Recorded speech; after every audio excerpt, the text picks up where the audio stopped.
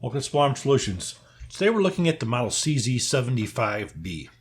Now on the table here we have three very significant pistols, and we want to refer to them as the Wonder Nines or the Super Nines. These are the pistols probably between, I'd say, the mid-70s to late 80s that basically took the Western military world by storm. You have the Beretta M9, which basically in 1985 became the U.S. sidearm, which previously to that was already in service in Italy and several other countries. You had the SIG P226, which also competed for the XM9 program. Didn't succeed, but it would go on to become one of the most popular military sidearms, in the history of double single action. Then there was a third that many people didn't know about until probably more into the 90s, and that's the CZ75. Now, what makes all these things, these Super 9s, these were all the transitional pistols that got us away from the 1911 single-action, single-column magazine types to the modern pistols. If you look at these pistols, they all have a couple things in common. They both have the high-capacity magazines. If we go back to World War II, I know there's several of you who are gonna hate me for saying this.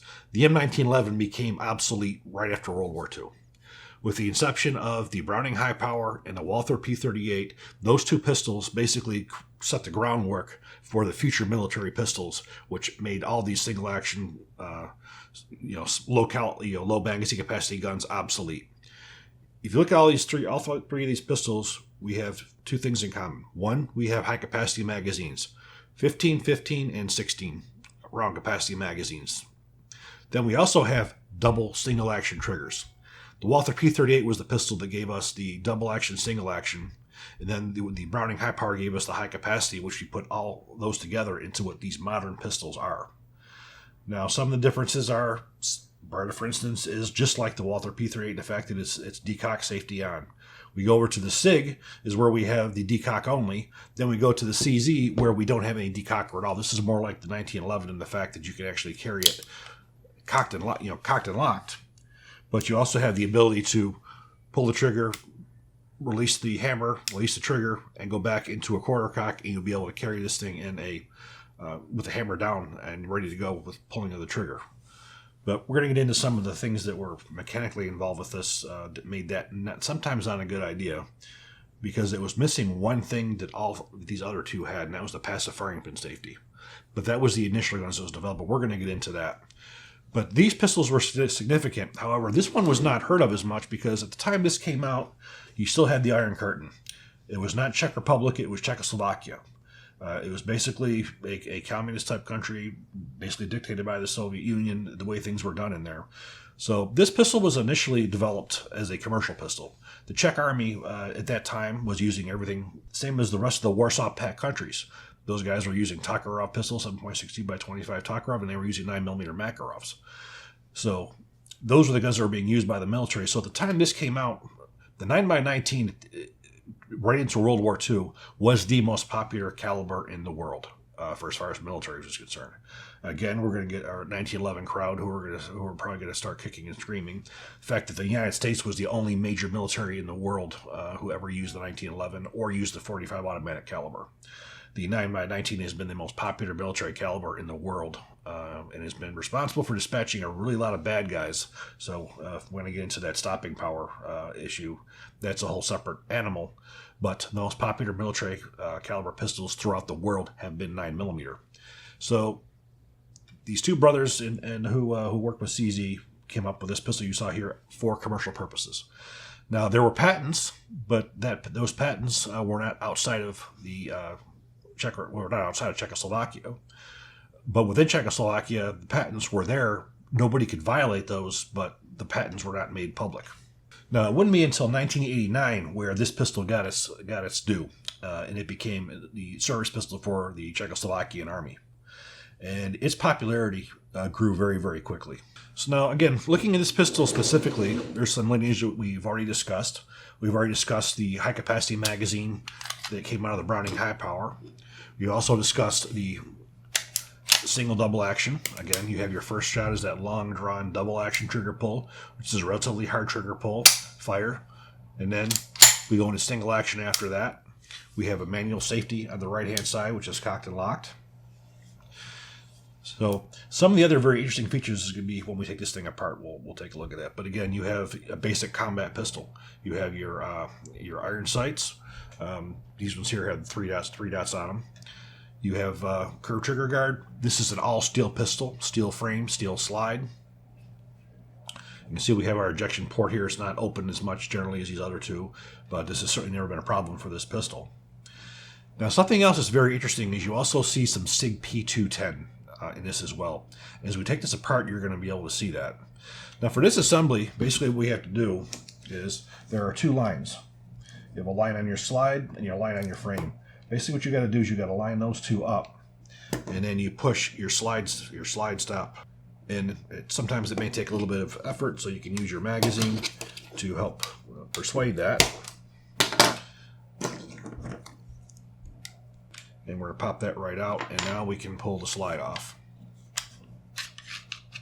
Look in the bottom, we have our recoil spring. The recoil spring on here, standard rocket wire. You have a polymer spring guide on here. And we pull out the barrel. Now, locking mechanism. We see we have a Browning linkless on here. So basically we have the same kind of cuts up here as we do like on a 1911, but they got rid of that link. That link was always the bad link. The link was always the problem child with the 1911 design, is that link was known to break and that pin was known to break. That was something they got rid of relatively quickly when they got away from the 1911 design with all these other guns that do use the Browning style design. So basically what you have here, say we'll drop this back into the pistol. We'll drop in the back on here. So we have it up in the engaged position. This will engage to the two notches in the slide. So when the barrel would come down rearward, it would slide backwards and it would tilt back. That's what that camming surface would do, and that would unlock that slide, allow that slide to come back to extract, eject, and then go forward. Then as the slide will go back into battery, it will push it back up into position and it will lock your slots again. The really interesting thing is the interface on how the slide and the frame work. Now, most of the time you'll see with, for instance, we'll say with the Beretta. If you were to look at your rails on here are actually inside of the slide. And these slide onto rails that are on the outside of the frame. Well, that's not the case with this. On here, the rails are on the inside of the frame and on the outside of the slide. This is very much the same as that of the SIG P210. Now, what does that do for you? Well, it can do a couple things for you. When you look at the frame on the CZ75, you will see that your entire length is cut. If you look at most of even the Beretta and even some of the SIGs, where you actually will see there's only certain segments, like a Glock, for instance, you only have 4 points of contact. And some of the other pistols, like the modern and the Caracal, you have a full length. You have an engagement of your entire distance. Also, by having that slide that goes into the frame as such, you are limiting the possibility for dust, dirt, and grime to get in there. So it keeps dirt out of this gun, so this gun will work very, very well in adverse conditions. This is the model CZ75B. What B means is block, as in firing pin block. When this pistol was developed, the only thing that it lagged behind in the other pistols that were being developed in the 80s, again, like the SIG 226 series and the Beretta 92 series, the only thing that it was missing was the passive firing pin safety. Now, again, there was no decocker on this.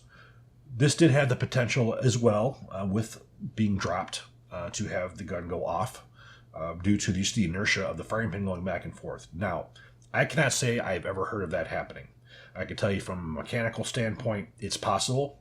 And obviously CZ felt that it was possible too, because that was one of the main changes that they made.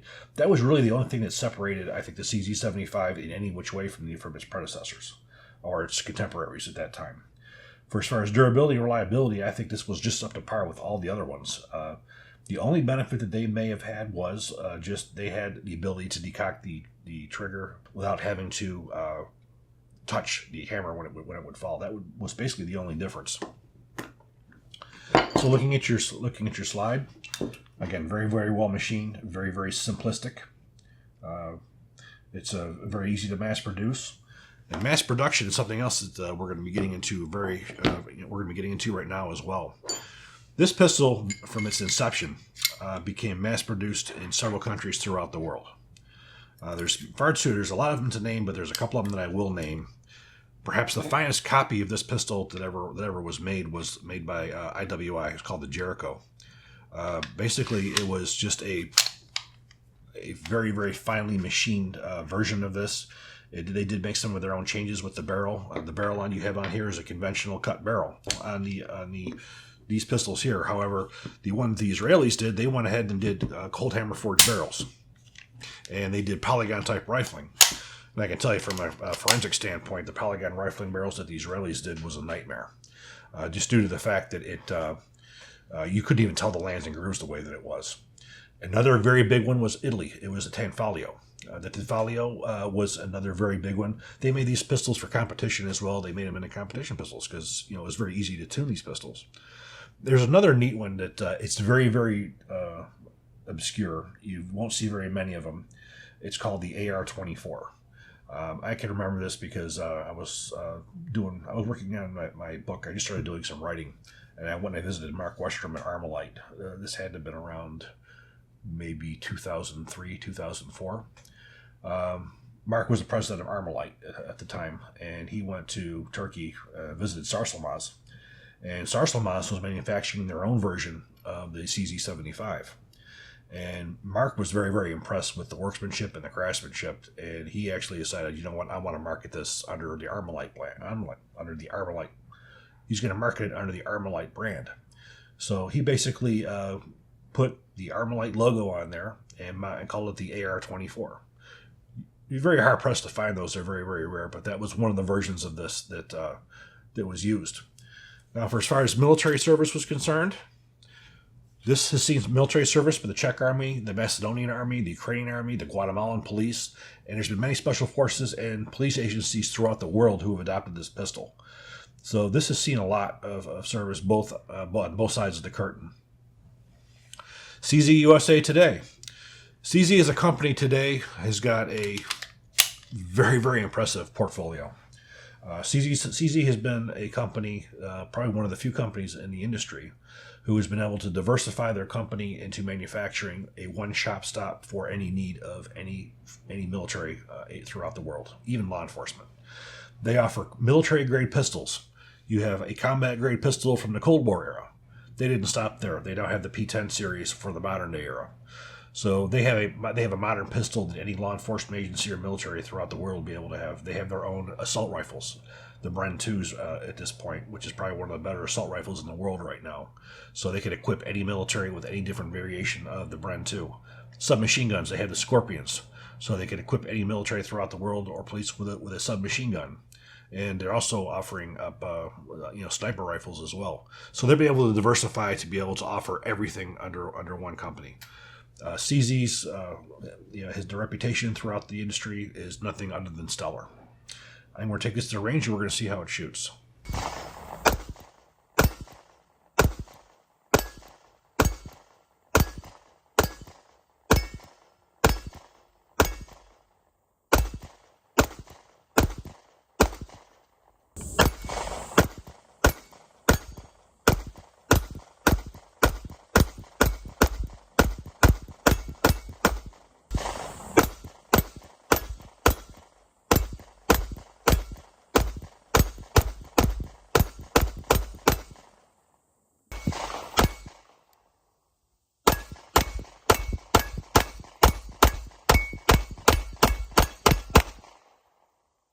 Now, we had fired a total of 500 rounds out of this pistol. As you can see from the target, shot very, very well. That's what I would expect from it. I also like to make a call out to our friends over at Challenge Targets for providing us the target that we used on here. Again, when we fired the test targets for this, we only fired maybe 2 or 3 magazines to get those good targets to see how well it shot. The rest of them are all shot at steel. Again, steel is a hell of a lot more fun to shoot when you get that direct feedback versus shooting paper. If you guys are interested in getting some really good steel targets, check out their webpage. You can use our code SAS and get 10% off of any steel target they have in their webpage. The single action trigger on here is very, very nice. I have to say that the double action pull is pretty brutal, which you would expect on most of these. This feels about like some of the SIG 226s I felt. It's very, very heavy on that double action trigger pull. But once you get into that single action, It breaks very, very clean. It enables you to get very accurate shots off. The ammunition we used was provided to us by Federated Ordnance. Federated Ordnance is a brand new ammunition manufacturer that's located in Idaho. This is a state-of-the-art manufacturing facility with all brand new equipment. Right now, they're getting on par. Right now, they're producing, as you see here, a 9mm 124 grain full metal jacket, which is basically the M82 ball ammunition. Now, taking a look at this ammunition, I was very impressed when I saw it because they even go to the trouble for as far as doing all of the sealing of the mouths and of the primers. They do all that mil-spec type stuff on here. The ammunition that was shot, we didn't have a single malfunction with any of it. It's excellent ammunition. They're also manufacturing 5.56mm M193 at this point as well. So you guys are looking for some new American-made ammunition. These guys manufacture everything in-house. They manufacture their brass cartridge cases. They manufacture their bullets. It's all done in-house, loaded there in Idaho. So I encourage you guys to take a look at Federated Ordnance's website. You can get ammunition directly from them there, both the 9mm and the 5.56. But overall, excellent pistol. Now, there's another version of this pistol now, too. As I said, we had the original C75. Again, as I said, the only thing that they were potentially lacking was just that firing pin safety. They went ahead in the 90s and they changed that, and they added the firing pin safety. Now you have what you refer to as the CZ75BD. B is in block, D is in decock. Now they have a gun that basically is no different from the SIG 226, the Burn 92 series, that has the same features of the firing pin block and now the decocking lever. It's a shame for that pistol that it didn't happen sooner. I think of this, that would have happened probably back around 85, 86, or when this pistol first came out, and it would have had those features. I think it probably could have even gotten more of a market share, because those were the main sellers of the 92 series and 226 series, was the fact that they had the firing pin safeties and the decockers.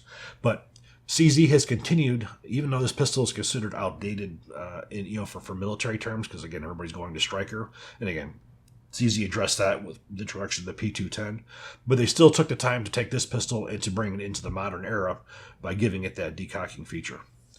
So again, this is an incredible piece of history, very, very well machined. A lot of these guns you can get manufactured are still in Czech Republic. You're starting to see now some guns being manufactured here in the Colt plant. As many of you may or may not know, the CZ had bought Colt's Defense, Colt's Manufacturing. So now it's under the quote CZ group. So I do expect to see some of Colt's manufacturing space being taken up, making some CZ pistols.